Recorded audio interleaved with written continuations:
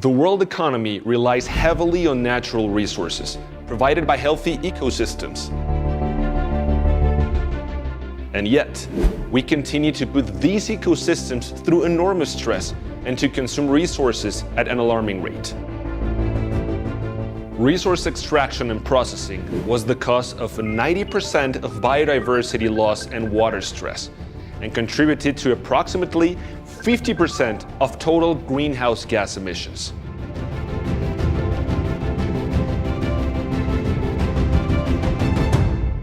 For long-term economic growth, a considerable shift is needed in our production forms to be more sustainable, less resource-intensive, more focused on climate mitigation and carbon removal.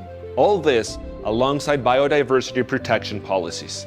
Accreditation, alongside other quality infrastructure tools including metrology, standardization, conformity assessment, and market surveillance, can support this shift. Third-party conformity assessment services, testing, inspection, certification, validation, and verification ensure compliance of products, services, and systems with the requirements specified or claimed. The umbrella of the ILAC, Mutual Recognition Arrangement, and IAF, Multilateral Recognition Arrangement, where signatories recognize each other's accreditations as equivalent, accreditation and accredited conformity assessment services provide an essential contribution to the implementation of policies and actions aiming to protect the planet.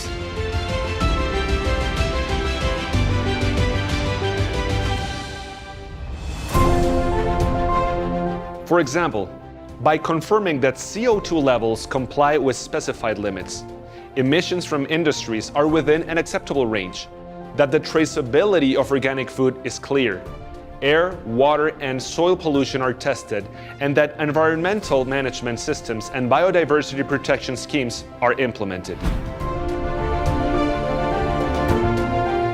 Climate change mitigation and adaptation depend on the transformation of economic activities to become climate-friendly or carbon neutral. Using accredited tests, measurements, certification, and verification and validation services strengthens the global response to the threat of climate change by playing a central role in energy efficiency programs, energy generation from renewable sources, and public policies such as carbon pricing, financing for low-carbon development projects, and by incentivizing the promotion of low-carbon solutions and carbon emission reduction schemes like ICAO CORSIA. Accreditation can provide attestation that CABs are impartial, technically competent, and in compliance with relevant international standards, such as ISO 14065. General principles and requirements for bodies validating and verifying environmental information, and ISO IEC 17029. Conformity assessment, general principles and requirements for validation and verification bodies. Another standard, ISO 50001, energy management systems. Accredited services thus contribute to bringing green energy to market and making the operation of regenerative power generation plants safer.